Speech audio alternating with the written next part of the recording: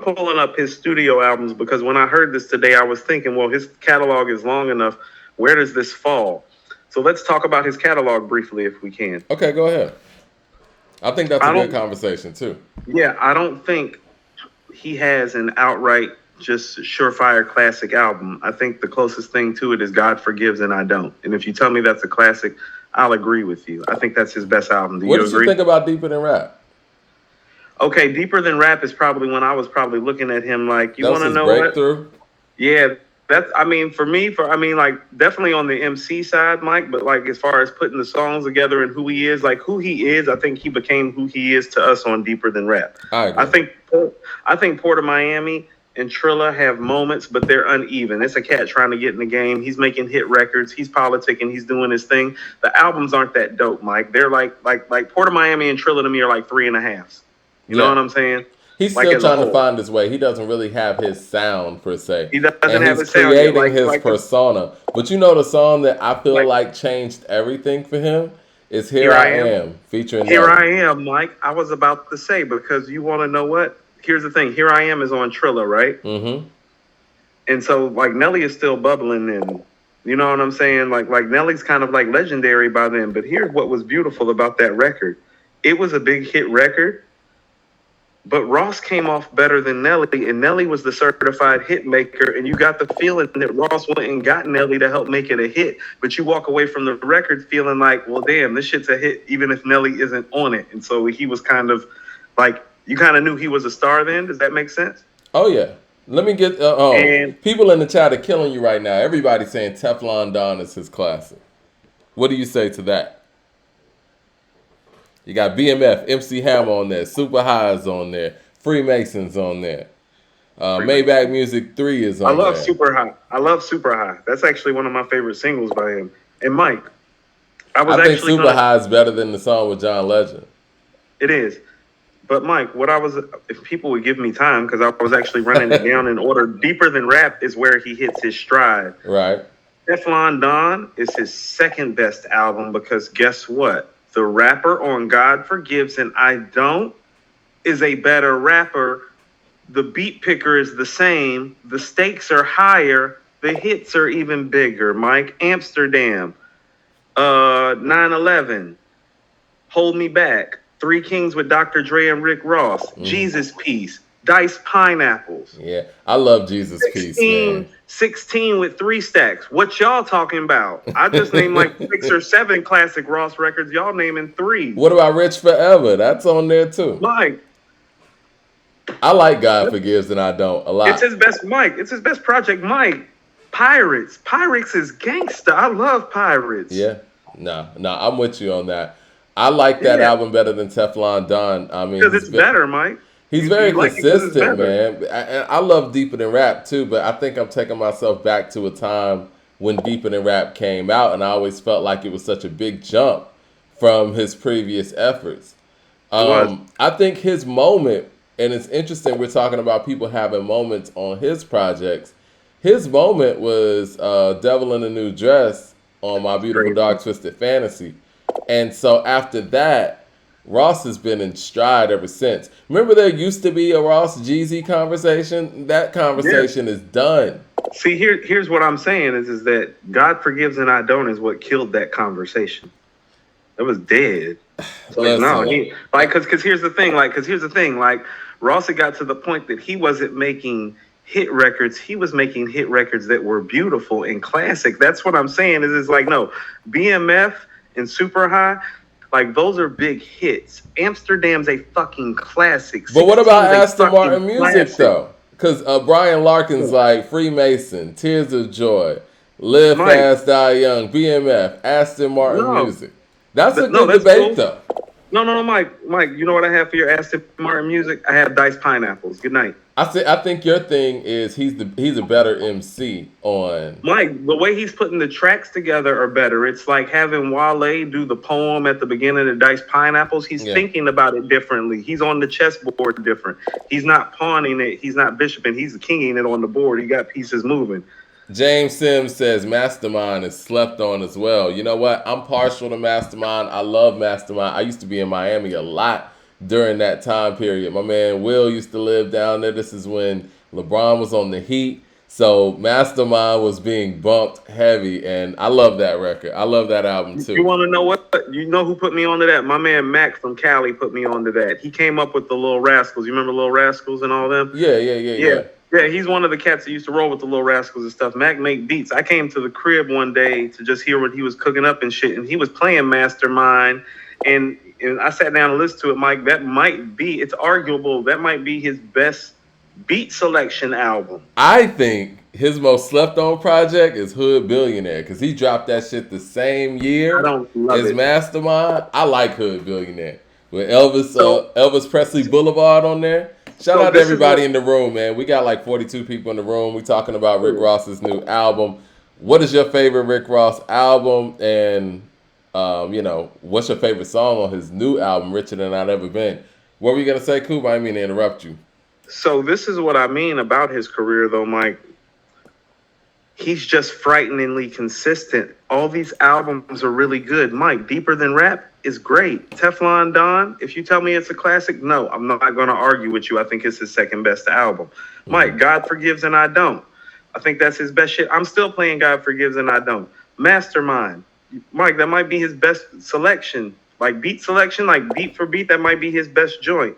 Hood Billionaire is underrated. Wasn't a big fan of it, Mike. Hood Billionaire would fall on the low ends of his albums, Mike, just because he's been so consistent. Yeah, he got Black bangers Market. in there too. Black Market is solid too, Mike. Rather You Than Me is dope. That's one of his 5 best albums, Mike. Port of Miami 2 is probably falling on the lower end of the 5, but that's only because he just made Richer Than I Ever. Like, he's got really dope shit everywhere. So when you look at it, Mike, he's always been solid. He doesn't have a bad album. Is Richer Than I Ever Been a Like, top there's no 5 Kingdom Rick Come or Ross album? Nostradamus on here. There's no Kingdom Come or Nostradamus in this catalog. You understand what I'm saying? Yeah, I feel you. Is Richer Than I Ever Been a top 5 Rick Ross album at this point, or is it too early to tell? I think it's a little too early to tell, but I think it deserves maybe some 5 consideration. It's not better than Teflon Don. It's not better than God Forgives and I Don't. It's not better than Rather Than You Than Me. It's not better than those 3 for certain. It's not better than Mastermind either, so I would put it at 4th. So Conversation after that, I would say. I like Devil Is a Lie on Mastermind, but you Me know too. what really got me on Mastermind is it's a song that I didn't think anyone should ever do. Right. I already know. He did his thing on Nobody. I mean, to take your Nobody to Somebody Kills You and throw French Montana on the hook, I'm supposed to not like this. But this shit is hard. It's hard, man. Listen, with the puffy speech that he got in there, it's like, that shit is chilling. And it makes me feel like, and I've always felt like this, since he hit his stride with Deeper Than Rap. I think Rick Ross raps over the tracks that if Big were still here, I would like to hear Big over. Yeah. I would love Absolutely. to hear Big over Super High. Super High is a Biggie track for certain. I would love to hear it, man. Like, and I feel Jay probably feels that same way too because Jay-Z raps with Rick Ross way more than he raps with Jeezy. Well, you want to know He why raps that with, is? hold on, I ain't even gonna put Jeezy in it. Jay raps with Rick Ross more than he raps with anybody. You want to know why, Mike? Because Ross is certified. Like, it's funny that you say that. I was thinking about Fuck With Me, You Know I Got It. Like, it came on my playlist, and I was thinking, I'm like, this is totally Ross's song. It is. It's totally but Ross's. listen, I like the one where it's just Ross. Now, I hate that the one with just Ross doesn't have the build up that the other one has. Like, we was on the road, and my fiance is a huge Jay-Z fan, and so I played the one with just her. Ross. It's just her in the car that's a huge Jay-Z fan, Mike. Yeah. I played the one with just Ross, and she was waiting for Jay's verse, and it was another Ross verse. Yeah, this is Ross's song.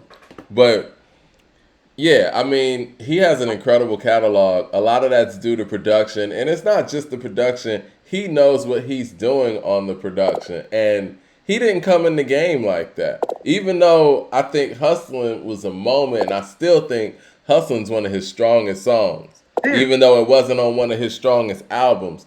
But even after that, he found his lane and he tucked into it in a way where every project is just solid and it's dope. Mike, and here's what even makes it more solid, Mike, and we know this because we're down here. Oh, he living that shit that he talk about, Mike. Like my my homegirls be like, just past Ross House, they had the film crew out there. Ross is You a know what I'm hustler. saying? And Yeah, you know, no, and he's really regardless of, you know, whatever criminal shit that people want to say is amplified or just overstated to a certain degree, whatever. I think Ross's story and how he puts his music out there, it's basically telling you to go hard at whatever you do. You know what I'm saying? I Mike. think Even that's though the the, message. The Mike, message isn't and like, that's what's beautiful about yeah. his message, because here's where his message is different from a lot of people who speak the same rhetoric. Mm-hmm. Ross has always been kind of like, no, hustle at whatever it is your hustle is. Yeah. That's always been his mantra, and he kind of stands by that. His life looks that way. The bars look that way.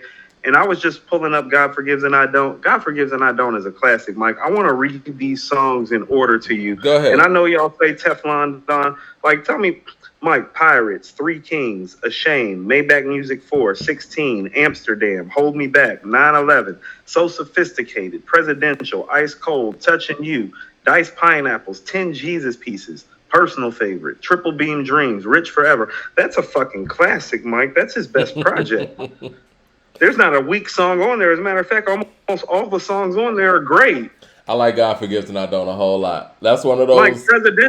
Presidential's probably the weakest song on here, Mike. What is that saying? I didn't know we were going to go on here and have a Ross catalog discussion, but it needs to Catalog be dope. had. It needs to be Catalog had. dope. You Like I know, said, because he doesn't have any true missteps in his catalog. That's what I mean. It's like, no, that catalog great. There ain't no real missteps in there. There's some like his worst albums are just good. I Like think, what do you, just good. Triller just good. but see, again, it's like I don't really count those as his worst or weaker albums in a sense because he still made his mark and he was still finding his way. So it's kind of like, it's like somebody who developed an all-star career and you sit there and say their first couple seasons were their worst seasons. I don't know how fair that is. So it's like you kind of grade worse on when you hit stride and then you kind of duck off. No, you're right, Mike. So we brought up KD and I brought up how it's like, no. It's not normal that somebody goes and gets 25 and 30 to 35 points like every single night. Yeah. Like he's not one of those guys that goes and gets you like 17 points and then goes and gets 50. No, it's 25 to 35 every night. But Mike, his first two seasons, Mike, first season, 19 points. Second season, 24 points. Then he started averaging 28 to 30 all the time. So you're right about that because even when you're like all-time great like he is at something which is scoring the ball, like he's the best scorer of basketball I've ever seen. What did you think about Black Market? And what did y'all think about Black Market out there, like as an album? So hold on. So let's see how many projects does he have now? 3, 6, 9. This is a project 11. So wow. Black Market is going to fall in the middle. What about Port of Miami 2? And you gave Port of Miami 2 very high marks when you did the review on it a couple years back. I didn't give it super high marks. I think I just gave it a 4, Mike, didn't I? Okay. I gave it a 4. I got to go back and research. Yeah, I think I just gave it a 4, but I don't think it even deserved a 4. It probably deserved a 3.5. I really liked, my favorite song on there was Fascinated. You know what? No. I liked Port of Miami 2. I liked the Nipsey track, Rich Nigga Lifestyle. Yeah, no. Rich Nigga Lifestyle is dope. Nobody's favorite with Gunplay. Yeah. I think we're spoiled by his that's what I mean, Turnpike Ike. So here was the problem with Port of Miami 2. Almost all of Ross's albums have some greatest hit stuff on there, and I think Port of Miami 2 might have been the first one that didn't have greatest hit stuff, because I think the closest that you're going to have to greatest hit stuff on there is probably Turnpike Ike. That's the classic. That's the closest to being classic Ross on there, I think. Well, now that we're mentioning all of that, it looks like there's consistent features on, leading up to this album. And someone said it before we were able to even say it. Meek Mill's missing from this track list. What are your thoughts on Meek Mill not being on this Ross album where, the other usual suspect Wale is and did very well, by the way? And It's Meek just put out an album not too long ago. I'm about to say, Mike, it's very noticeable. One, Wale and Meek both dropped albums this year. There's the obvious affiliation, so it's just like blatant that he wasn't there. But also, let's just chalk it up to schedule and location. You think that's what it is?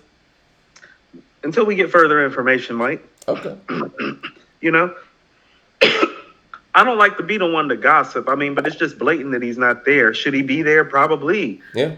Is it obvious that he's not there, especially seeing how he had a project this year and it only behooves him to, I don't know, do this? Yeah. Well, all right, listen, I ain't like the lady on Living Color. I ain't one to gossip. Like, it's blatant, Mike, it's blatant, right? You funny. It's blatant that he's not there, Mike, but the project isn't missing him. No, not at all. It could be one of those things where he didn't fit, although I could definitely hear him on the song that Wale and Future were on. But I could hear him on there instead of Future, absolutely. But I think what got a lot of people talking was how hard Rick Ross went in on Scottie Pippen and the contract thing in relation to Michael Jordan when they were talking about The Last Dance, just to kind of brief people up. When the story out there was with The Last Dance, Scottie Pippen said that, he didn't get paid such and such, and Michael Jordan got paid this. Rick Ross went on his live and was like, fuck Scottie Pippen. You supposed to negotiate your contract individually. And he was going hard on Pippen about contracts days after Meek Mill was out there tweeting that he hadn't gotten paid from music and threatening to put his contracts out there. So I think a lot of people put two and two together and felt like there was a possible rift there. But again, we don't know anything. Nothing's been confirmed. But the fact that he's not on this track list kind of adds a little bit of credence to those whispers. You want to know what? No, correct about all those things. So, richer than I ever been. You want to know what it is? It's just showing Ross's consistency because I'm trying to find somewhere to place it. Mike, if I was just placing it right now, it'd be his sixth best album. And that's just due to the strength of his consistency.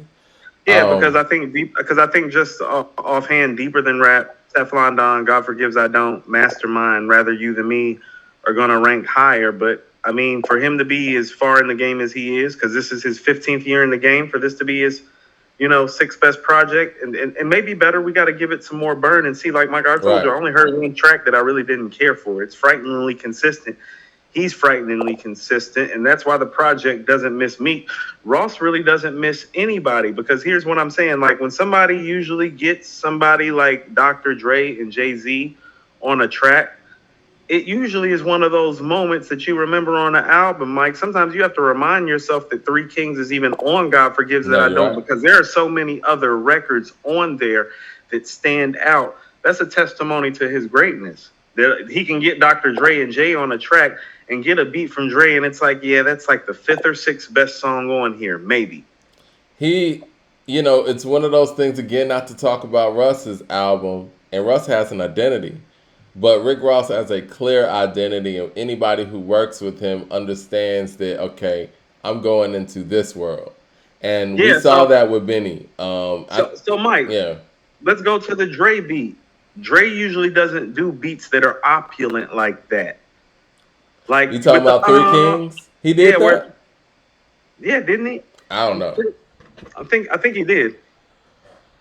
What but that beat has an opulence to it. Yeah, it does. Right. Let me find out real quick, just so we can. Right. I thought he did Three Kings. Don't that sound like Dre?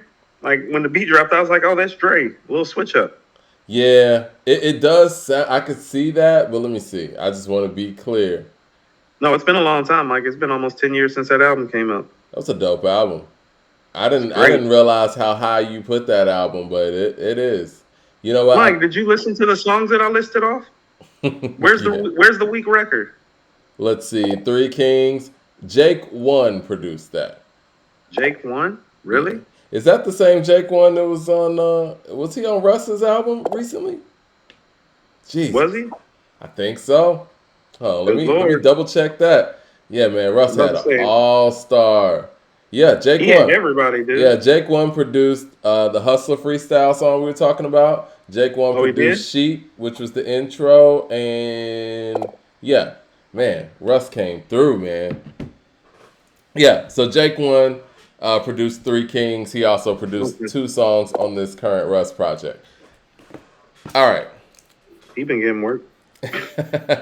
Well, that was like 10 years ago. That's what I'm saying. He obviously still getting work, Mike. Yeah, definitely.